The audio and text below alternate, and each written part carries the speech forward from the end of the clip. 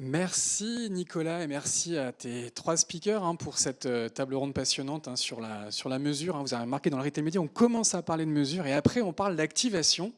Et ça va être le sujet évidemment de la troisième partie déjà de cette Afternoon Retail Média. Et j'invite Julien Dubois et Christophe Lemarchand à me rejoindre sur scène. Je vois Christophe qui arrive. Est-ce que Julien est parmi nous aujourd'hui ? Julien, il est comme Florence, il a un contretemps de dernière minute, donc je vais le représenter également. Ce qui prouve que vous travaillez beaucoup en ce moment sur ce sujet, beaucoup d'obligations professionnelles. Merci Christophe. On va parler de l'activation, comment et avec qui, un nouvel outil, une carte dynamique. Je te donne la zapette et on se retrouve dans quelques instants pour la partie table ronde. Ok, merci. Bonjour à tous et à toutes. Avant d'introduire justement la table ronde, on souhaitait vous partager en fait quelques éléments de cadrage. Le SRI avec Oliver Wyman et l'UTCAM vont publier bientôt, je pense la semaine prochaine, les chiffres clés de l'e-pub. Et nul doute que le retail média finalement sera le grand gagnant de ce premier semestre 2023. Comme l'a dit tout à l'heure Nicolas, le retail média il est mal pigé en France. Donc, c'est un marché qui est sous-valorisé. Donc, ce qui est intéressant de voir, c'est que ce sont les dynamiques de croissance et le poids de ce segment de marché, qui était un segment très petit, voire à 6% en 2018, et qui pèse déjà à peu près 10,5% en 2022. Et donc la projection qui est prévue pour cette année, si on se réfère au taux de croissance des 2 dernières années, on va être entre 1,150 milliard et 1,2 milliard. Donc c'est une croissance de 30% à peu près. Le marché de l'e-pub, c'est une croissance de 10%.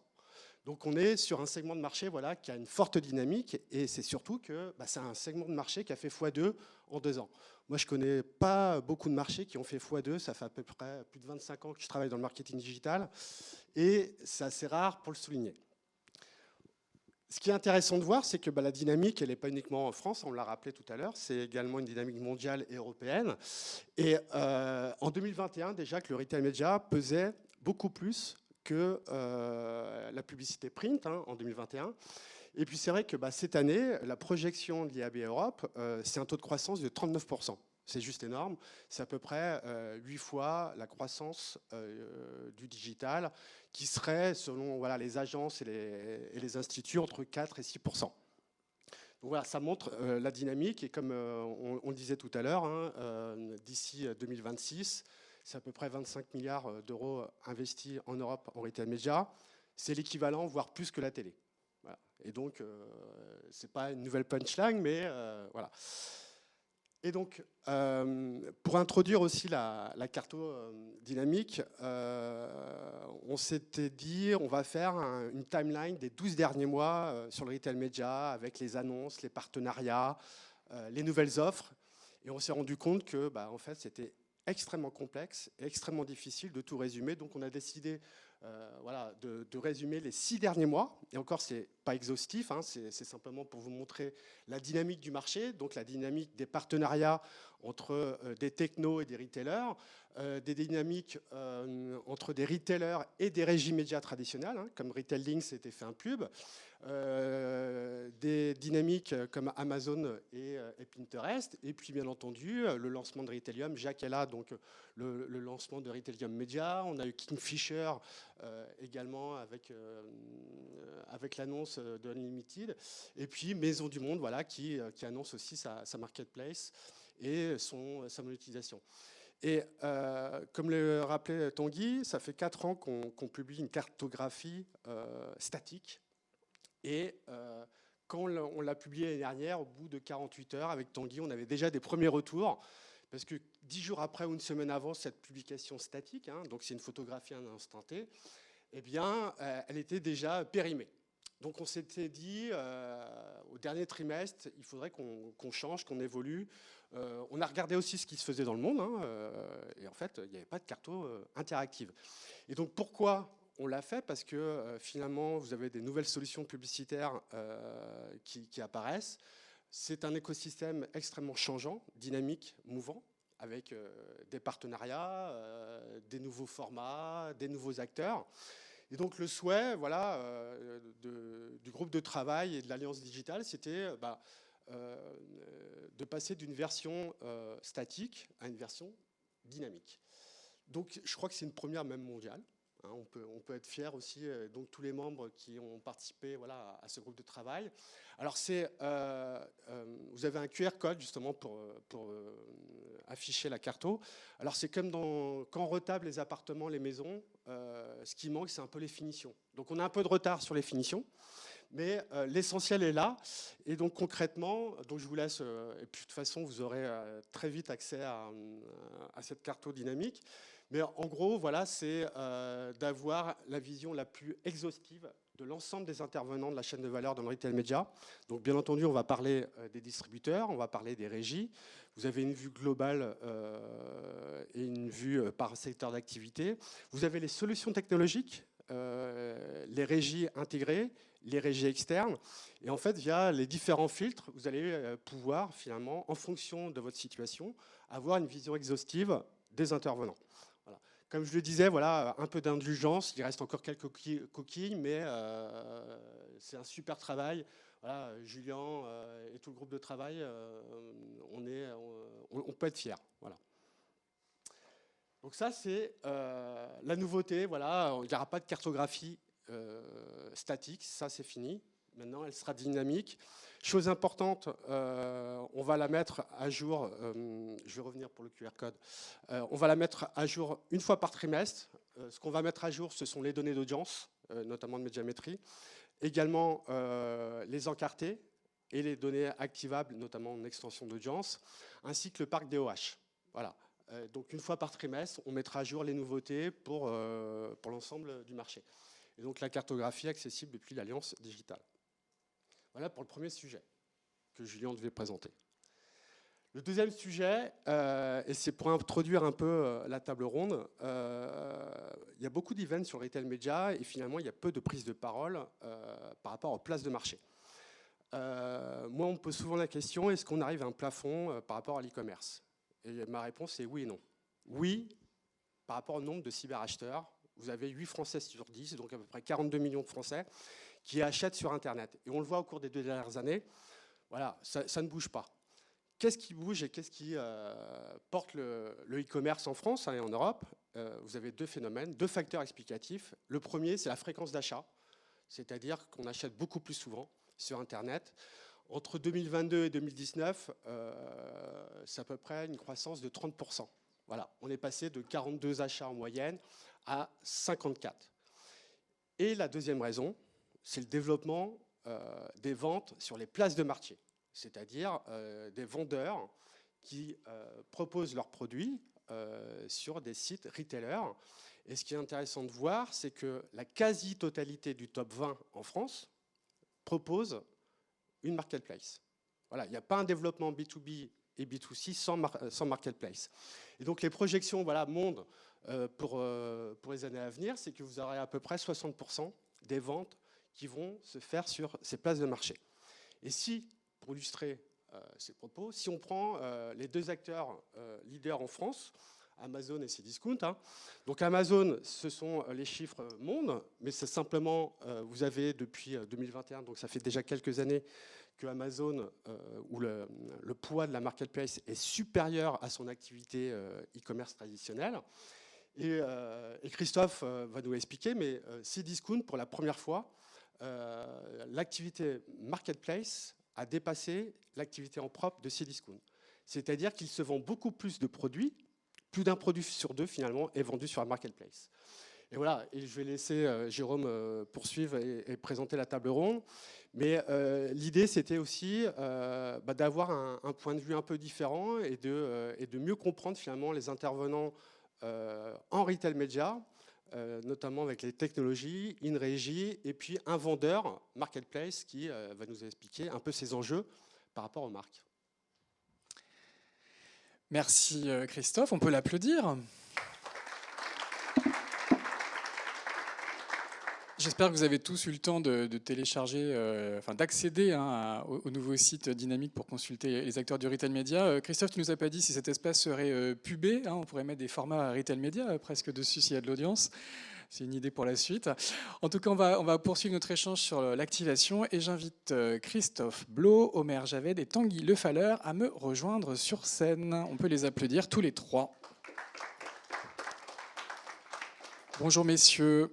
On va mettre Tanguy au bout. On prend un micro. Christophe près de moi et Omer au milieu. Ouais. Bonjour.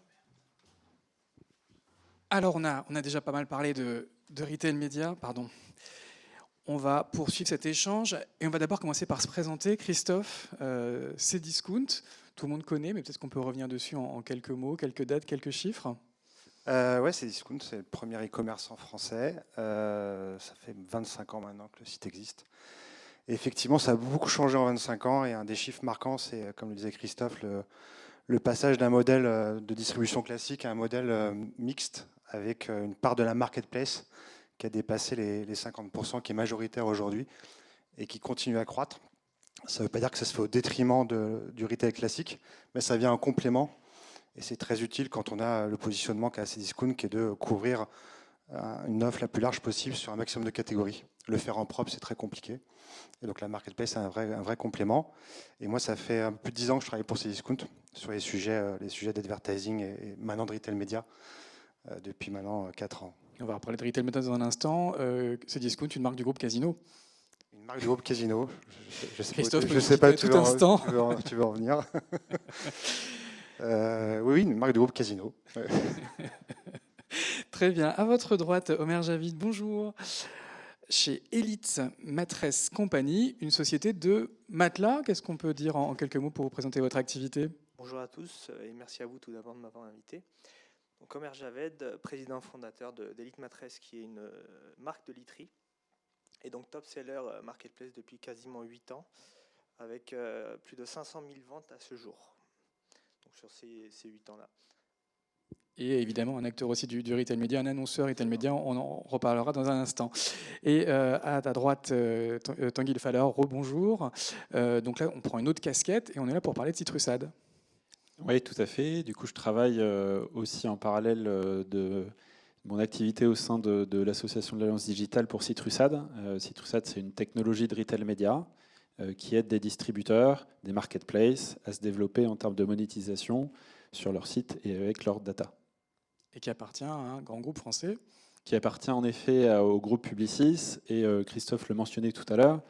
On a eu aussi une annonce il y a 3 semaines, alors qui fait suite à une annonce du groupe Carrefour en novembre dernier. Et donc maintenant, on est lié à une entité qui s'appelle Unlimitail. Et Unlimitail, c'est finalement une association du groupe Carrefour au départ avec le groupe Publicis pour créer une alliance de retailers autour du retail média. Et donc on est ravis d'avoir déjà plus de 13 retailers qui font partie de cette nouvelle alliance. Et Citrusad est la technologie centrale de cette alliance. Alors on est là tous les trois pour parler de retail média et notamment de marketplace. Christophe, est-ce que vous pouvez nous réexpliquer un petit peu les subtilités des marketplaces en matière de retail média? J'ai retenu qu'on devait parler plutôt de 3P, 3P au lieu de 1P. Ça serait quoi en gros, pour expliquer en quelques mots les complexités de ce segment? Complexité, non, il n'y a pas plus de complexité que ça. En fait, un vendeur marketplace, aujourd'hui, il va chercher chez un retailer une audience qui est naturellement disponible. Et son enjeu, il est beaucoup plus lié au business final qu'il y a des enjeux de branding. C'est en cela que dans la manière dont il utilise le retail média, il y a pas mal de différences par rapport à une marque traditionnelle. Il faut savoir que pour Cdiscount, quand on parle de vendeur marketplace, on parle de plus de 10 000 vendeurs, alors qu'on parle de quelques centaines de marques. Donc quand on fait du retail média, forcément, ça nous oblige à mettre en place des solutions qui permettent de scaler et qui permettent de donner facilement accès au retail média à des vendeurs qui, pour certains, vont mettre 10, 15, 20 euros par mois, entre guillemets, seulement, et pour autant qui vont voir avec cet investissement un effet positif sur leur vente. Et ces partenaires revendeurs, ce sont évidemment vos premiers annonceurs sur la partie retail média? Alors ce qui est intéressant, c'est qu'on a effectivement la quote-part marketplace sur Cdiscount, elle est maintenant supérieure à 50%. La partie marketplace en retail média, on la traite que depuis 3 ans. Et aujourd'hui, elle représente 70% de notre activité. Pourquoi? Parce qu'aujourd'hui, les vendeurs marketplace investissent en retail média une quote-part de leur chiffre d'affaires qui est plus importante que celle des marques traditionnelles. Donc finalement, il y a un phénomène d'accélération qui est double, la croissance des marketplaces sur le core business et le fait que le retail média prend une part plus importante chez les vendeurs marketplace que chez les marques traditionnelles. Et on va y revenir, mais il y a des explications à ça. Et si on devait parler de format, si je comprends bien, sur une marketplace, on cherche beaucoup et du coup, c'est plutôt les formats liés au search qui priment? Alors, Elite Matelas est aussi une marque, donc c'est un cas spécifique, mais beaucoup de vendeurs marketplace n'ont pas de vocation à développer une marque. En fait, leur enjeu, c'est de distribuer des marques qui existent déjà. Donc, les leviers branding sont moins prioritaires pour eux. Ce qui va les intéresser, c'est beaucoup la fin du tunnel d'achat, donc essentiellement les produits sponsorisés qui permettent de cibler très précisément la mise en avant d'un produit d'une marque en fonction de la requête du moteur de recherche de l'e-commerçant, en l'occurrence Cdiscount, d'avoir un retour sur investissement qui est quasi immédiat. On parlera du ROI. Voilà, et beaucoup de data associée, quel que soit le niveau d'investissement. Omer, je crois que vous êtes annonceur hein, sur Cdiscount. Comment vous avez découvert ces formats et aujourd'hui ils sont incontournables pour votre activité? Alors, tout d'abord, on a découvert ces formats parce qu'on a été accompagné, nous, de notre côté, en tant que top seller, ce qui n'est pas forcément le cas de tout le monde, d'où, je pense, la suite de la discussion. Et donc aujourd'hui, ce format-là devient vraiment primordial et indispensable pour se démarquer et sortir un peu de l'océan des offres qu'il y a sur les marketplaces. Historiquement, vous étiez donc présent sur la marketplace et vous recherchiez des acheteurs potentiels. Vous avez commencé effectivement ces nouveaux formats et rapidement, ça a généré du business? Absolument, absolument. Ça nous a permis de se démarquer forcément de la concurrence et venir gratter de la BDM un peu partout. Et si on peut échanger quelques chiffres, qu'est-ce qu'on peut dire? En termes de retail média, alors aujourd'hui, nous, on réinvestit 10% de notre volume d'affaires en retail média, ce qui représente actuellement quasiment 40K mensuels sur Cdiscount uniquement. Christophe évoquait la complexité de l'articulation entre une marque et distributeur. Vous gérez les deux, du coup c'est plus simple, vous pouvez gérer ces deux volets? Alors c'est un peu conflictuel parfois, mais comme le disait Christophe, pour un seller principalement, et surtout pour tous les sellers, nous ce qu'on va rechercher c'est vraiment de la conversion pure, du ROI pur, et puis le branding ce sera vraiment secondaire. D'accord. Mais en tout cas sur une marketplace, du coup vous pouvez vous retrouver avec d'autres annonceurs qui revendent également vos produits? Complètement. Voilà, on a des clients en tant que d'activité B2B de base, on a des clients qui se retrouvent face à nos propres offres. Donc là, le retail média vient vraiment faire la différence. Tanguy, les marketplaces, on le disait, hein, c'est ce qui tire aujourd'hui la croissance du e-commerce et c'est aussi un sujet stratégique pour Citrusad.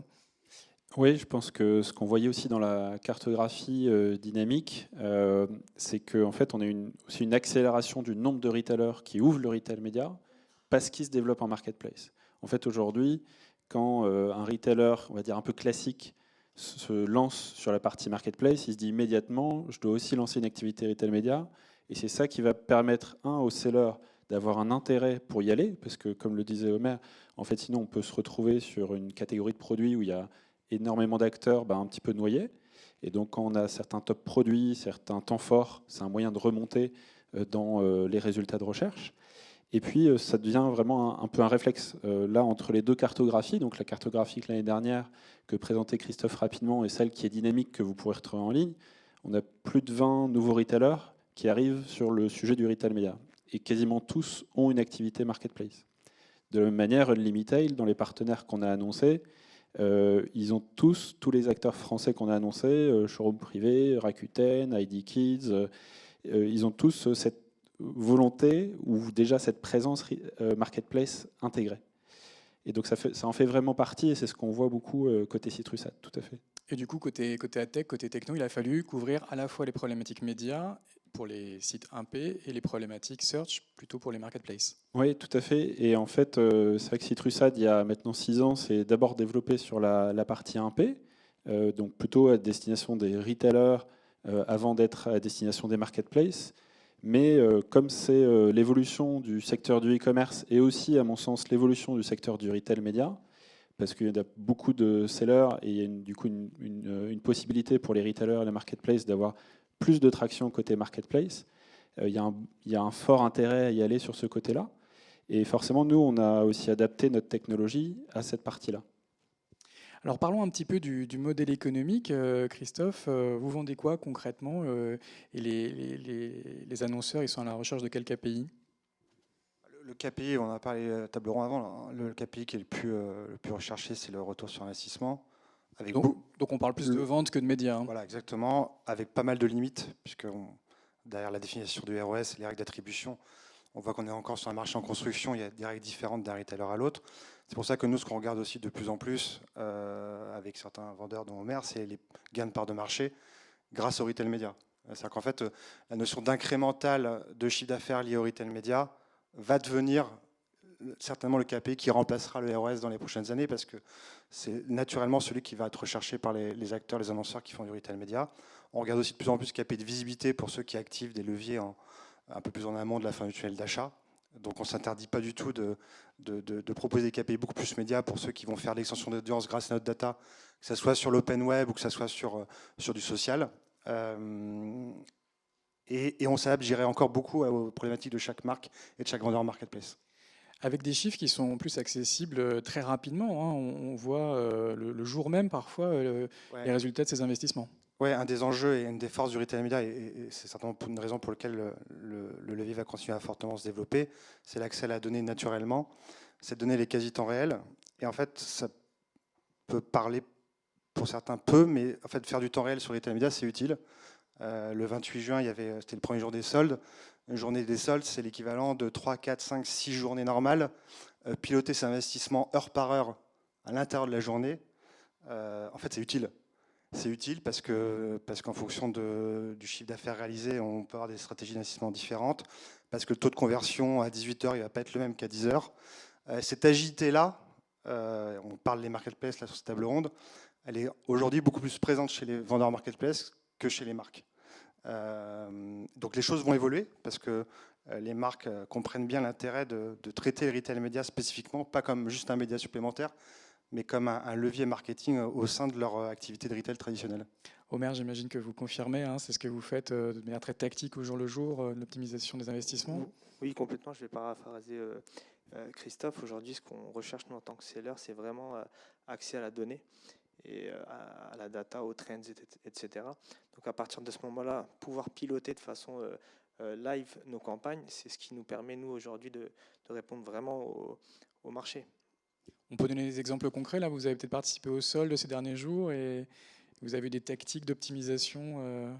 Ouais, absolument. On a d'ailleurs fait c'est une nouveauté avec ces discount ads, c'est participer sur la communication sur les réseaux sociaux.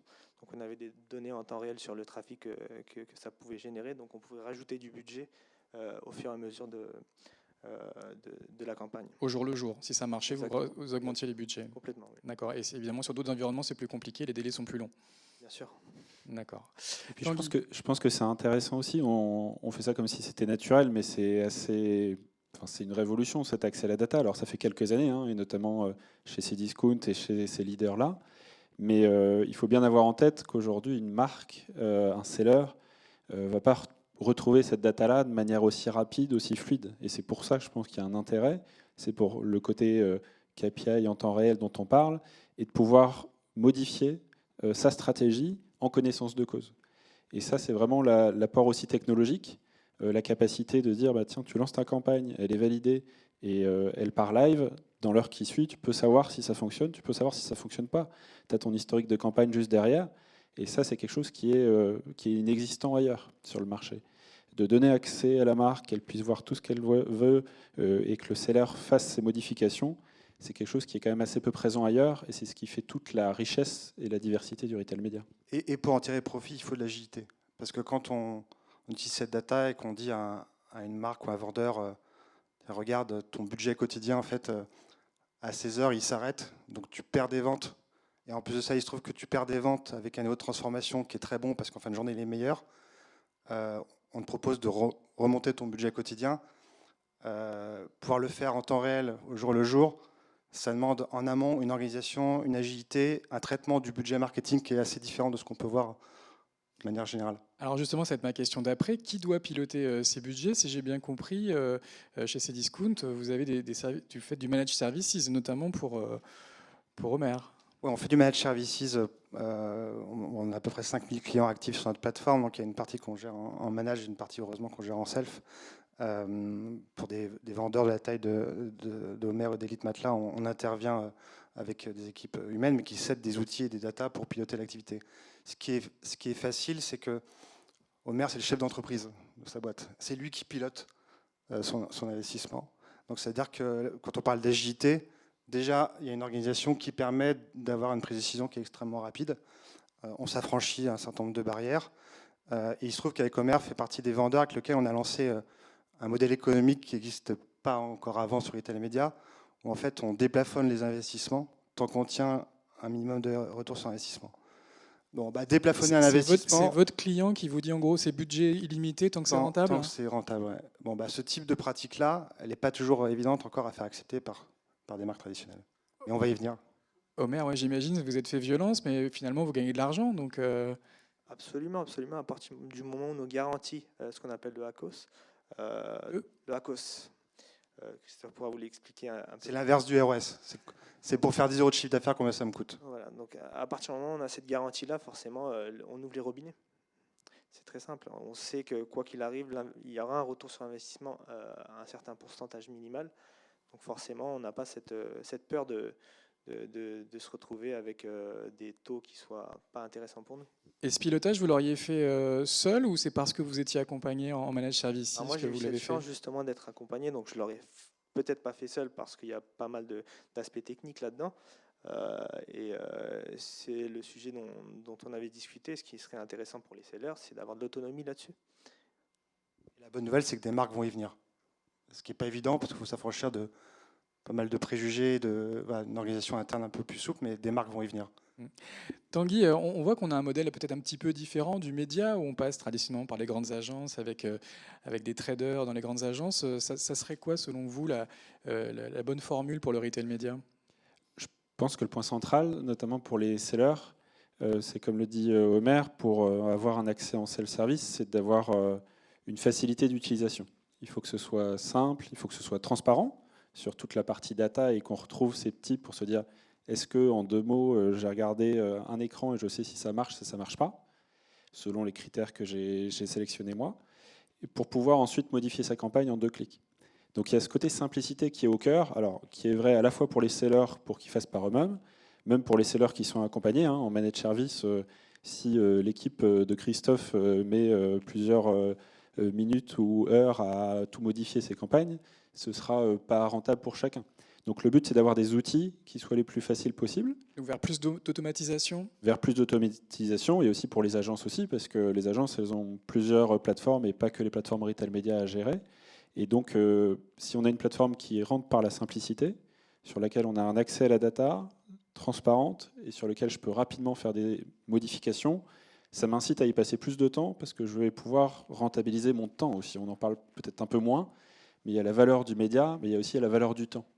Et la valeur du temps, c'est par une plateforme simple qu'on peut le faire. Et chez Cdiscount, j'imagine que vous allez poursuivre ces investissements pour toujours plus d'automatisation? Plus de simplicité, plus d'automatisation, plus de performance. Ça serait quoi la dynamique du marché si on se projette dans quelques années? Est-ce que le retail média va adopter un modèle comparable à la publicité programmatique ou est-ce qu'il aura sa propre dynamique et quid aussi de ces grosses plateformes? Est-ce qu'on va rester dans une logique peut-être wall garden ou est-ce qu'on se dirige vers une plus grande interopérabilité entre elles? Peut-être qu'à la différence du programmatique tel qu'on le connaît sur le média, la notion de transparence restera extrêmement importante puisque quand on parle de retail média, il faut d'abord imaginer qu'il y a une relation entre une marque ou un marketplace et un retailer, d'abord sur des aspects core business. Et que les investissements en retail média sont souvent très directement reliés à cet investissement-là. Donc imaginez qu'une marque investisse sur plusieurs plateformes de retail via une plateforme programmatique avec peu de transparence ou sans maîtriser précisément en amont la manière dont il va aiguiller son budget. Je ne pense pas que ça arrivera. Par contre, de faire en sorte que les plateformes soient beaucoup plus uniformisées, pourquoi pas APIsées, et en tout cas qu'on ait un peu plus d'homogénéité dans les plateformes, les KPI, les règles d'attribution, oui, ce sera nécessaire. Homer, vous ne vous investissez pas sur toutes les plateformes, sur toutes les marketplaces? Alors non, on n'a pas cette possibilité-là pour la simple raison que toutes les marketplaces ne sont pas encore prêtes pour ce type de levier. D'ailleurs, tout ce qui est sur la plateforme Miracle ne propose pas aujourd'hui ce type d'investissement. Donc pour cette raison-là, on a Cdiscount en l'occurrence, on a Mano Mano, on en a d'autres sur lesquels les choses sont bien avancées. Mais il y a encore beaucoup de boulot à faire pour aller vers l'automatisation. Et j'imagine ce que vous attendez légitimement, c'est de vous retrouver dans des environnements similaires, dans des formats similaires, avec des KPI similaires. Bien sûr, c'est très très important, surtout pour nos équipes en interne, de pouvoir se retrouver sur des outils qui se ressemblent, sachant que c'est quand même quelque chose de nouveau et donc il y a une adaptation à avoir pour nous. Donc avoir des outils qui sont complètement différents l'un de l'autre, c'est quelque chose qui sera très problématique dans le futur. Tanguy, ça serait quoi les tendances Alors, moi, je rejoins le point de Christophe. Je pense que la partie retail a quand même certaines aspérités. Dans le monde publisher, éditeur, site classique, site média, la publicité, c'est souvent le cœur ou un des cœurs du réacteur.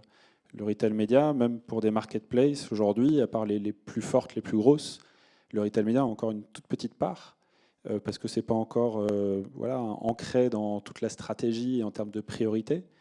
Et puis on touche surtout à un site web derrière, et à un site marchand. Un site marchand, on ne le touche pas autant qu'un site média. Il tourne au quotidien, il rapporte du chiffre d'affaires, et d'abord, c'est ce chiffre d'affaires-là, souvent, qui est prioritaire. Alors quand on voit les chiffres de Cdiscount, d'Amazon, on peut se dire, ouais, il y a quand même un moment où ça devient hyper intéressant de savoir où est-ce que je gagne le plus. Oui, puis c'est une question de contribution à la marge, hein, où la partie publicitaire est négligeable. En effet, mais j'ai un peu de mal à voir, on va dire de manière rapide, à court terme, à l'horizon 3-5 ans, un changement complet, parce que le retailer, la marketplace aussi, elle doit garder sa simplicité, son audience, et donc elle doit faire attention, elle doit contrôler aussi ce qui se passe sur sa plateforme. Et du coup, être en capacité d'avoir ce contrôle pour une marketplace, c'est absolument indispensable. Pour savoir ce qui se passe sur son site, on a parlé de la partie plus produit sponsorisé, mais même sur une partie bannière que les sellers peuvent faire en quelques clics sur certaines plateformes. Si on ne peut pas contrôler la création qui est faite, on ne maîtrise pas son site. Et on peut être face à un site qui ressemble plus à un site un peu arbre de Noël, un peu site média où il y a peut-être un peu trop de publicité. Et puis les retailers et les marketplaces ne vont pas vouloir ouvrir complètement les vannes pour que n'importe qui puisse faire de la publicité aussi sur son site. Donc des wall gardens, hein, comme on a pu évoquer dans notre univers. Oui, j'aime bien aussi la partie API, ça veut dire qu'on peut avoir un environnement qui est contrôlé, sur lequel la marketplace choisit qui achète, qui peut acheter, quel format, quel mot-clé, etc. Et donc qui définit les règles, c'est ça qui est important, mais après d'être un peu plus connecté au marché. Donc je pense que ça va être le côté API et un bon lien avec la connexion avec d'autres outils, et puis on va avoir des sellers aussi qui vont être de plus en plus, on va dire, experts sur le sujet, donc ils vont aussi vouloir retraiter la data peut-être de leur compte un jour, ou pour les plus gros d'entre eux, ils le font déjà, grâce à des plateformes qui permettent ce genre de connexion. Peut-être un mot de la fin, tous les trois. Christophe, évidemment, le retail média, ça fait partie des futurs de Cdiscount. C'est déjà bien ancré. Pour revenir sur ce que disait Tanguy, le sujet de la non-cannibalisation entre la rentabilité liée au retail média et le chiffre d'affaires du retailer, c'est clé. C'est pour ça d'ailleurs qu'on a développé notre propre plateforme pour pouvoir bien maîtriser les règles de pertinence, de non-impact sur le chiffre d'affaires. Et je pense que l'avenir du retail média, c'est certainement beaucoup plus retail que média, dans le sens où, une fois qu'on a acheté de la visibilité, quelle qu'elle soit, le fait de le faire, si on n'a pas des bons avis clients, si on n'a pas une fiche produit de qualité, si on n'a pas surveillé ses stocks. C'est un peu retour aux sources du trade marketing dans le retail traditionnel. Oui, avec de la data, avec de la performance mesurable, et avec un lien qui n'est pas opposé entre de la rentabilité pour le retailer, grâce au retail média, et un effet vertueux sur les ventes du vendeur, de la marque, et donc in fine du retailer, ce qui n'était pas le cas et ce qui n'est pas le cas aujourd'hui sur le trade marketing. Merci. Omer, également, le mot de la fin, ce serait que, évidemment, ça fait partie des leviers incontournables pour le développement de votre activité. Moi, ce que j'aimerais dire pour le mot de la fin, c'est résumer les attentes du seller en 3 mots. Ce serait l'autonomie, la simplicité et la data. Et surtout la data, parce qu'on a besoin d'informations pour pouvoir piloter efficacement nos campagnes et pour les rendre rentables.